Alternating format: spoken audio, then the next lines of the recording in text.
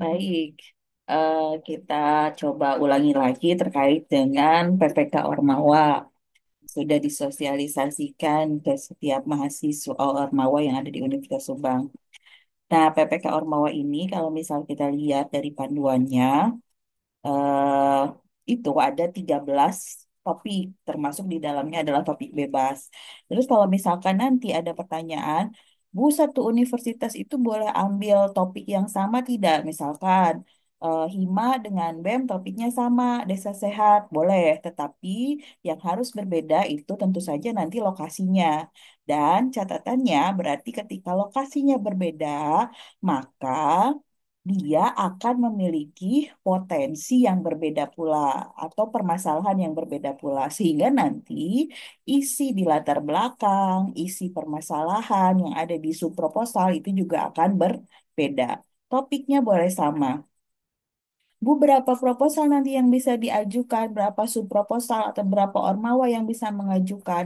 Ormawa yang bisa mengajukan, eh, sorry, Universitas Subang, satu universitas itu sama Belmawa dibatasi hanya 10 subproposal saja. Jadi, misalkan di Unsub itu ada lebih dari 10 ormawa, misal ada 30 ormawa. Berarti nanti ketika ada yang memasukkan subproposal ke nanti ada formnya Ibu sharekan. Kita akan seleksi kalau lebih dari 10. Tapi kalau misalkan 10, ya berarti kita masukkan semua, kita ajukan semua ke Belmawa. Bu, nanti siapa misalkan yang akan menguploadnya? Nanti subproposal yang sudah dikumpulkan Ibu akan lihat dulu kelayakannya. Kalau misalkan sudah layak, tidak ada revisi, maka nanti yang mengusulkan itu adalah operator dari PPK Ormawa. Tetapi kalau butuh revisi, ada beberapa hal yang harus ditambahkan, maka proposal itu akan dikembalikan ke Ormawa. Nah, Bu, kapan proposal ini dapat di apa namanya diupload paling lambat karena memang di PPK Ormawa di Belmawanya di sistem PPK Ormawanya itu paling lambat itu tanggal 21 Mei, maka nanti diharapkan proposal ini sudah harus sampai di formulir yang Ibu berikan itu di tanggal 17 Mei, jadi 2 minggu dari sekarang.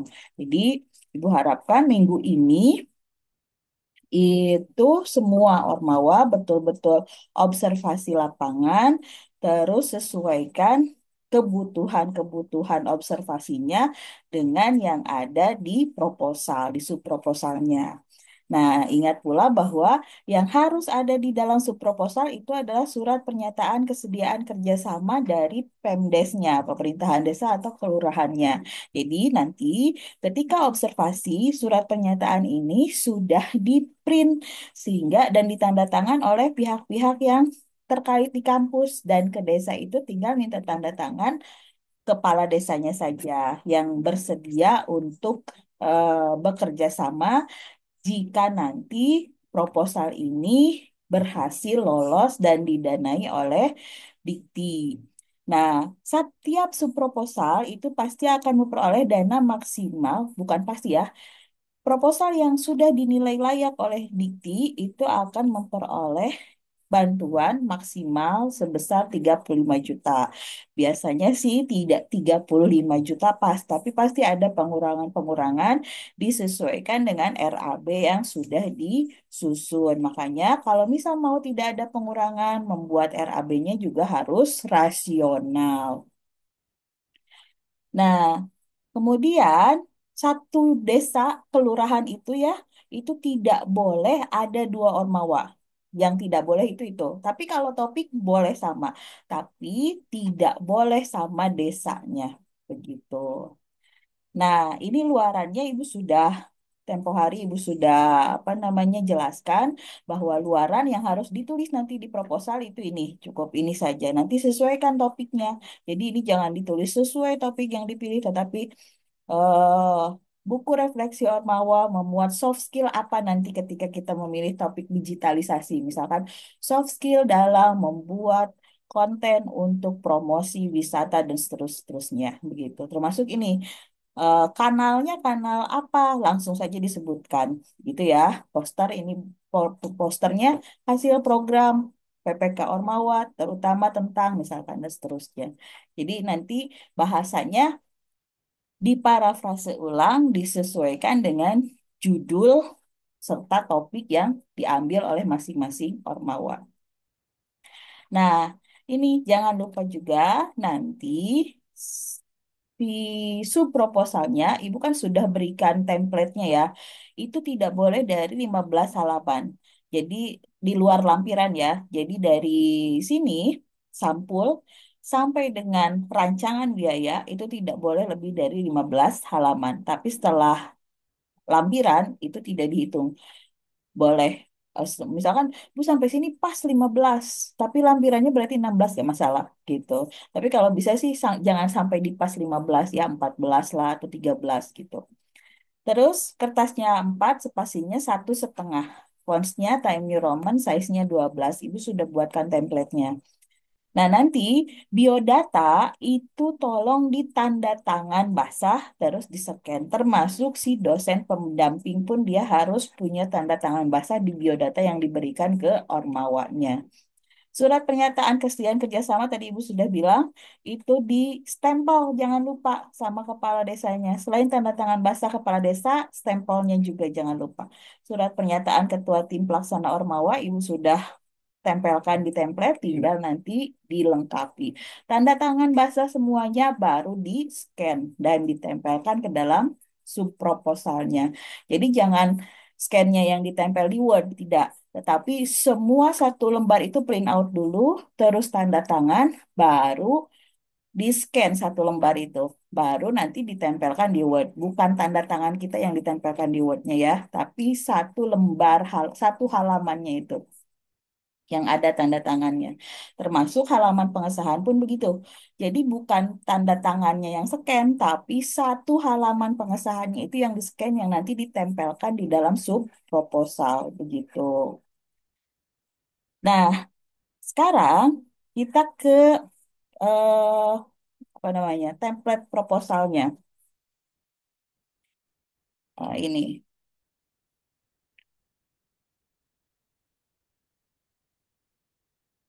Ibu coba jelaskan kembali tentang subproposal yang harus diisi oleh setiap ormawa untuk dapat diajukan ke Belmawa. Sebentar, lupa belum buka ini. Nah, pertama tentu saja kita punya halaman judul. Jangan lupa nanti halaman judul itu harus memuat semua yang ada di sini. Termasuk ini judulnya nanti diganti ya, disesuaikan dengan judul masing-masing.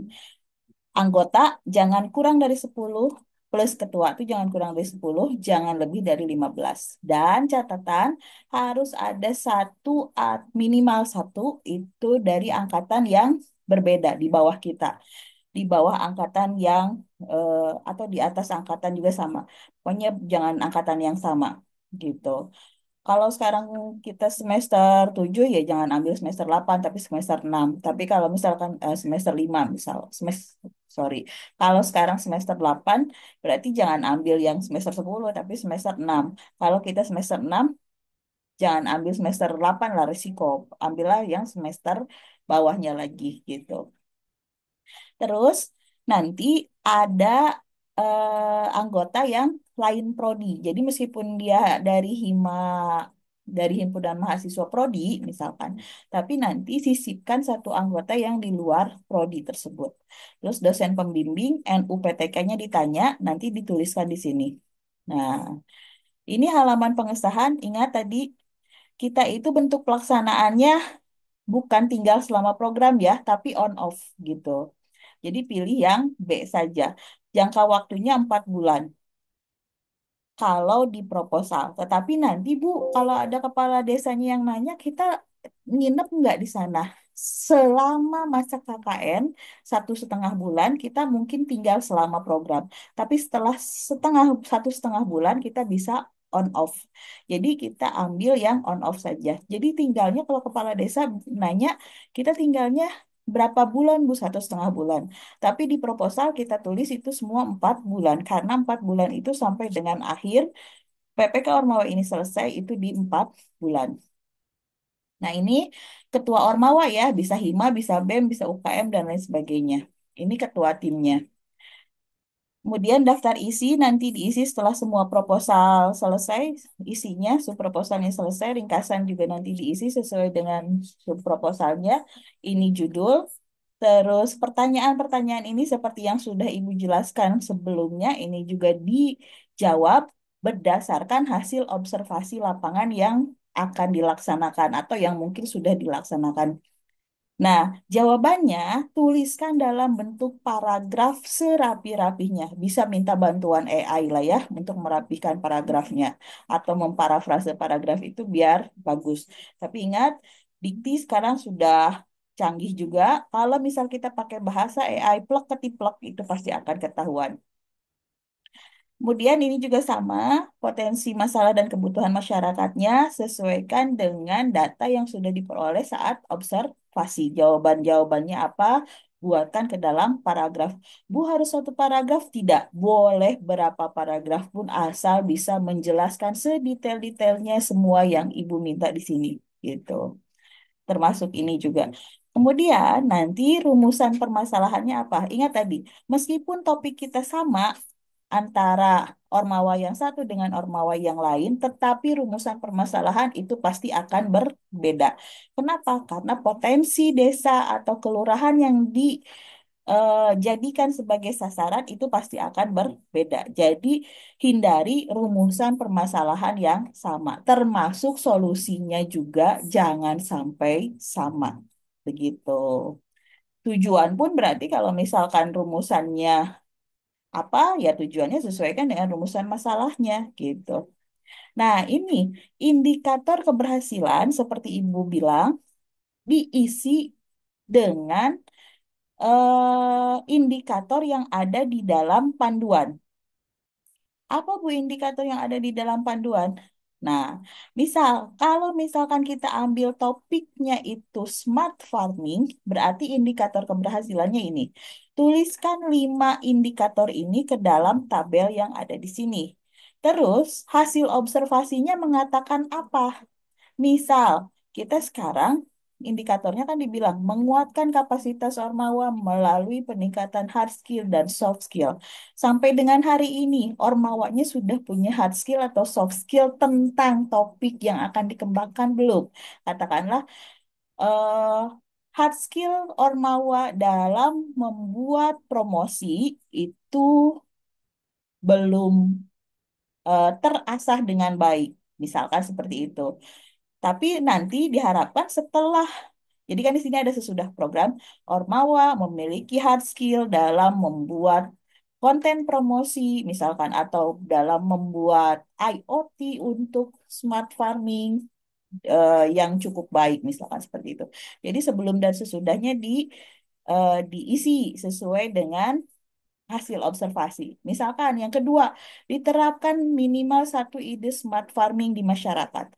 Sebelumnya apa? Apakah di masyarakat desa belum memiliki ide smart farming? Berarti nanti sesudah program masyarakat desa akan memiliki ide smart farming. Tuliskan ide smart farmingnya apa? Alat apa atau apa misalkan. Tergantung dari solusi yang tadi kita sudah tuliskan di sini. Berikutnya, misal di sini diperoleh data efisiensi dan efektivitas smart farming. Sekarang mungkin belum ada. Data efisiensi dan efektivitas smart farming belum ada di desa. Pada saat setelah pelaksanaan program, data efisiensi dan efektivitas smart farming telah terukur misalkan seperti itu atau telah ada. Terus berikutnya, terdapat minimal satu kelompok petani. Sebelumnya mungkin belum ada kelompok petani yang menerapkan smart farming. Nanti sesudah program, sudah ada satu kelompok petani. Jadi bahasanya itu ikuti saja yang ada di indikator keberhasilan. Terus kita lihat di hasil observasi kita sesuai dengan apa yang sudah ditetapkan di indikator keberhasilan. Sebelumnya apa, berarti sesudahnya ini sudah harus ada semuanya gitu. Meningkatnya produktivitas usaha tani, berarti nanti sekarang produktivitas usaha tani hanya dengan menggunakan metode konvensional itu belum menghasilkan atau misalkan belum memberikan untung yang signifikan atau misalkan masih apa namanya menghabiskan banyak waktu untuk produksi misalkan. Tapi dengan smart farming waktu produksi akan lebih singkat dan lain sebagainya seperti itu. Sesudah program nanti diharapkan seperti itu produktivitasnya. Nah, tabel ini kita butuh isi. Terus luarannya tadi seperti Ibu bilang, ini sesuaikan dengan topik masing-masing, desanya disesuaikan, roadmapnya Ibu sudah pernah jelaskan. Jadi misalkan di sini kita di smart farming, nanti di topik berikutnya di tahun 2026 kita turunkan, kita wariskan program ke adik-adik angkatan kita. Misalkan tidak di smart farming lagi boleh, tetapi misalkan sudah mulai merasuk ke desa wirausaha, misalkan menjadikan desa itu adalah desa wirausaha dengan program unggulan produk-produk dari hasil smart farming. 2027 misalkan setelah jadi desa wirausaha, diharapkan desa yang sudah memiliki usaha dan dari smart farming ini bisa berkembang menjadi desa wisata, misal seperti itu. Nah, ini roadmap yang nantinya akan diturunkan ke adik-adik angkatan sebagai program kerja Hima atau Ormawa nanti ke depan, 3 tahun ke depan. Jadi kalau di sini 2 tahun ke depan ya, 26 sampai dengan 27. Nah, peran Ormawa pada saat perencanaan, pelaksanaan, evaluasi keberlanjutan, tolong uraikan di sini. Sebetulnya ini di buku panduan sudah ada bocorannya. Apa saja sih peran Ormawa itu di buku panduan? Boleh disamakan dengan buku panduan ya. Misal di buku panduan, dia Belmawa bilang Ormawa ini seharusnya berperan pada saat perencanaan itu. Nah, secara internal koordinasi dengan dalam penyusunan komposisi tim pelaksana. Jadi komposisi tim pelaksana ini sebetulnya harusnya kalau misal sarannya Bermawa itu koordinasikan oleh Ormawa gitu. Kalau kemarin kan eh, di mata kuliah KKN yang ada di FKIP itu ya sudah mahasiswa KKN saja. Toh ternyata di mahasiswa KKN yang Ibu ajar di FKIP itu semuanya komposisinya hampir semuanya pengurus Ormawa. Jadi sebetulnya tahapan ini juga sudah apa namanya terpenuhi gitu ya rekomendasi Belmawa ke yang sudah Ibu lakukan di mahasiswa KKN, mahasiswa yang akan mengambil KKN gitu. Terus Ormawa nanti menyiapkan ketua dan anggota tim pelaksananya, plus dengan tugas dan tanggung jawab. Ini peran Ormawa pada saat perencanaan proposal PPK Ormawa. Menyusun instrumen monitoring evaluasi. Jadi nanti Ormawa itu memonitor si tim pelaksana sampai sejauh mana si pelaksanaannya kalau misal pada saat pelaksanaan. Pada saat perencanaan ya ini yang dilakukan. Pada saat pelaksanaan apa saja ya ikut pelaksanaan dengan tim pelaksana di sini ya. Belmawa juga merekomendasikan demikian.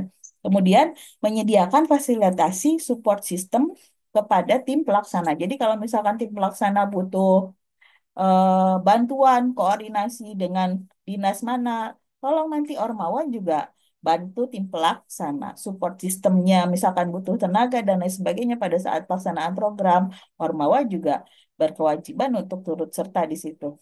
Kemudian tadi ini menjalin kemitraan dengan pihak eksternal tadi itu saja, Ormawa juga harus terlibat di situ. Tahap evaluasi, monitoring, jadi Ormawa itu melakukan MONEF pada pelaksanaan kegiatan tim pelaksana sudah sesuai belum dengan proposal yang sudah dibangun atau tidak. Terus nanti bantu juga tim pelaksananya untuk menyusun laporan, termasuk pengisian kuesioner dan juga nanti pada saat kan ada penilaian ya, penilaian kemajuan program PKP itu nanti Ormawa dapat membantu membuat presentasi gitu. Nah, tahap pasca program ini keberlanjutan. Jadi, karena keberlanjutan ini nanti si program tersebut pasti akan diturunkan untuk dilanjutkan oleh anggota Ormawa berikutnya, pengurusan Ormawa berikutnya, berarti si Ormawa itu harus mampu pada saat tahap keberlanjutan ini perannya menginisiasi semangat keberlanjutan program ini kepada eh, ya kalau misal sekarang lagi proses LDKM, calon-calon pengurusnya itu gitu. Terus kita buatkan rencana tindak lanjut, apakah kita membentuk si Ormawanya itu nanti membentuk tim pelaksana untuk tahun berikutnya, sehingga sudah terbayang rencana tindak lanjutnya di desa tersebut. Kemudian nanti bersama dengan tim pelaksana yang sekarang coba direalisasikan rencana keberlanjutannya seperti apa. Apakah nanti dalam garis besar program yang akan kita wariskan ke kepengurusan berikutnya atau dalam bentuk lainnya. Nah, ini peran Ormawa di dalam PPK Ormawa yang nantinya harus dituliskan di sini.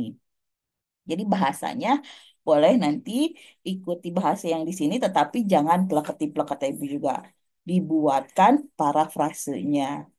Nah, tahapan kegiatannya sebetulnya ini juga sudah ada bocorannya di apa di panduan, Ibu juga sudah simpan itu di proposal ini, sehingga nanti tinggal disesuaikan saja dengan hasil observasi masing-masing gitu.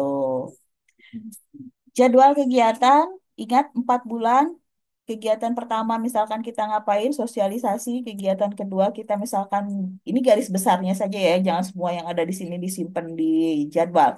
Tapi pertama kita misalkan sosialisasi, terus setelah sosialisasi kita ada pelatihan, setelah pelatihan kita ada pendampingan, setelah pendampingan misalkan ada launching atau yang lain-lainnya nanti ditulis di sini, termasuk bulan keberapa-berapanya. Rancangan biaya ingat semuanya maksimum itu di total di 35 juta. 35 juta ini 60%-nya itu minimal gitu ya harus masuk ke dalam komponen pembelian habis pakai. Jadi komponen pembelian habis pakai itu kalau misalkan kita mau digitalisasi promosi pariwisata berarti kayak misalkan hosting, kita buatkan websitenya, kita buatkan IG-nya, berarti kan ada sewa hosting, sewa apa lagi lah seperti itu. Atau kita kalau misalkan mau konservasi toga, kita beli bibit, kita beli apa, nah itu 60%-nya harus ke alat. Atau misalkan karena wisata, kita mau ikut mempromosikan wisata, terus di sana ada beberapa fasilitas yang butuh diperbaiki, yang memang bisa kita cover di dana PPK Ormawa, kita boleh juga beli cat, beli apa di sini.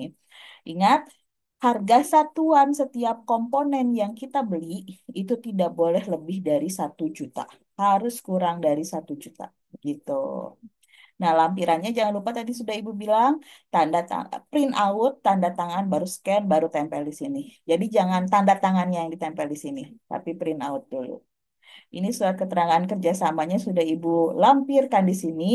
Nanti semuanya bisa download flyer sosialisasi, surat dan panduan PPK Ormawa, terus template subproposal, terus subproposal yang sudah lolos tes evaluasi tahun yang lalu di link yang sudah Ibu simpan di deskripsi WA grup PPK Ormawa Unsub. Begitu. Mudah-mudahan semuanya bisa memahami dan Ibu harap nanti ketika Ibu share link untuk pengisian judul proposal itu bisa segera diisi biar Ibu bisa siapkan berita acara untuk seleksi internalnya. Karena itu juga harus dilampirkan dan itu akan menjadi bahan universitas dalam menyusun proposal pendamping subproposal yang akan disusun oleh Ormawa ini. Demikian ya. Mudah-mudahan semuanya bisa semangat. Karena apa? Satu, ini akan meningkatkan kapasitas kita sebagai Ormawa. Yang kedua, ini akan menjadi bekal pengalaman kita sebagai mahasiswa untuk terjun langsung ke masyarakat dan memberikan manfaat secara langsung ke masyarakat dengan bantuan dana dari Dikti Saintek. Sehingga nanti kita dari kampus diharapkan bisa memberikan dampak. Jadi logo Dikti Saintek berdampak ini betul-betul bisa diimplementasikan melalui program PPK Ormawa. Demikian, tetap semangat. Salam PPK Ormawa ya.